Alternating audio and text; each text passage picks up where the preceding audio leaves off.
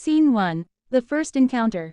It was the beginning of the semester at the prestigious Elmwood University, a place where ivy crept across ancient stone buildings and autumn leaves rustled like secrets on the wind. Among the fresh batch of students ent.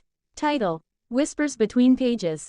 Earing the gates, Arav, a shy, soft-spoken literature student, held tightly to his worn copy of Wuthering Heights. Books had always been his safest place. People, not so much. Meanwhile, Mare, a vibrant journalism major with a camera always slung over her shoulder, was darting through the crowd, capturing candid moments for her blog. She bumped into Arav, nearly knocking his book to the ground. "Oh my God, I'm so sorry," she gasped, steadying herself. "Did I ruin your book?" He shook his head, brushing imaginary dust off the pages. "It's okay. Happens." Her eyes met his. "I'm Mare, Arav," he replied, giving a small smile. She grinned, not knowing that this small collision would soon change both their lives. Scene 2. Library Conversations. Over the next few weeks, their paths crossed repeatedly. Mare would often see Arav buried in books in the old library's corner, always alone. Curious, she approached him one afternoon. "Mind if I join you?" she asked, sliding into the seat without waiting for a reply. Arav blinked. "Sure, but it might be boring. I read old novels. I love old stories. They have soul," she replied, pulling out her notebook. Besides, silence isn't boring when shared. That simple moment began a routine. They'd study together, talk about everything from poetry to politics, and share coffee from the vending machine. Their worlds, once so different, began to blend beautifully.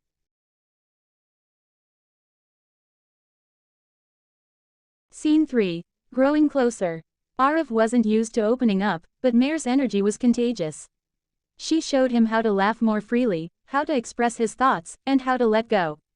In turn, Arav introduced her to the beauty of slow moments, quiet rain, bookmarked poetry, late-night stargazing. They walked together under yellow-lit streets, laughed over shared meals at the college cafe, and argued about whether Austen was better than Dickens. Mare teased, "You're like a walking sonnet." "And you," Arav replied with a rare grin, "are a headline that keeps changing." Their friendship deepened, the line between friends and something more growing ever thinner. Scene 4. The First Touch of Love.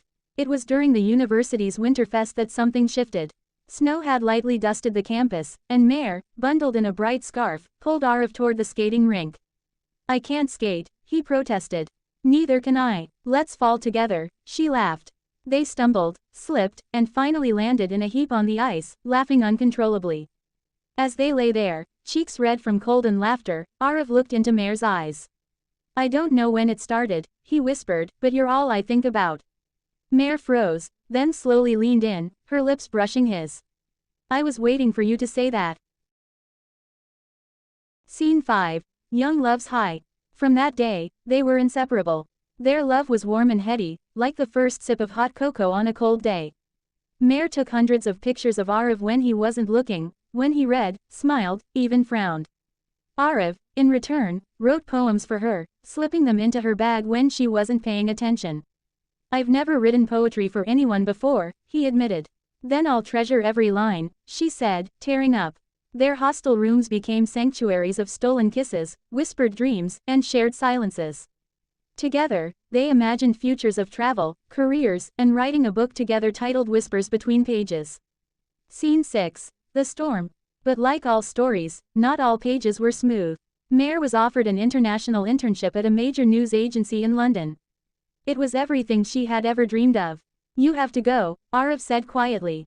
"And leave this?" she asked, eyes glossy. "I love you, Mare. I'll never stop you from flying. But I'm scared you'll never come back." She held his face. "I love you, too. And if love is real, we'll find each other again." They kissed like it was the end of a chapter. Scene 7. Miles and Messages. Mare left. In the beginning, they stayed in touch daily, texts, video calls, love letters sent through midnight emails. But as weeks turned to months, the distance grew heavier. Her life in London was fast, chaotic, and full of new faces. Arav was still in Elmwood, waiting. One night, after a missed call and no reply for 3 days, he wrote her. Love shouldn't feel like waiting on silence. She didn't reply for a week. When she finally did, it was a long letter full of apology, confusion, and sadness. She wasn't sure if she was ready for forever, not now, not yet. Scene 8. The quiet goodbye. They agreed to take a break. Arav didn't argue. He simply said, "I'll be here, even if only in the words you read someday." Mare cried after the call, deleting every picture but keeping every poem. Back in Elmwood, Arav stopped going to the library's corner. He immersed himself in writing, pouring heartbreak into every page of his novel. The title remained, Whispers Between Pages. Scene 9. 2 years later. 2 years passed. Mare's career flourished. She traveled the world, published articles, became a recognized voice in global journalism. But amidst flashing lights and breaking news, she felt a persistent ache, a whisper in the quiet moments. She bought Arav's book the day it was published. Her hands trembled as she read the dedication. To the girl who taught me how to feel, may you find this story when you're ready to come home. Tears soaked the final page. Scene 10. The return. Mare returned to Elmwood one rainy afternoon. She walked into the library, and to her surprise, found him exactly where he used to be, corner table, pen in hand. He looked up. Neither said anything for a moment. Then Mare placed a worn, dog-eared copy of Whispers Between Pages on the table. "I found it," she whispered. "I never stopped writing about you," he replied softly. And this time, the kiss wasn't uncertain or rushed. It was patient. It was home. Epilogue. The final chapter. Years later, they opened a little bookstore cafe called Whispers, right next to Elmwood's campus. It was filled with secondhand novels, poetry readings, and walls of Mare's photographs. Students came to sip coffee and hear the tale of two people who had lost and found love between the pages. Arav still wrote, Mare still traveled, but always came home. Because some love stories don't end at goodbye. They begin again, with a hello, in a library corner, or in the quiet space between two hearts that always knew the way back.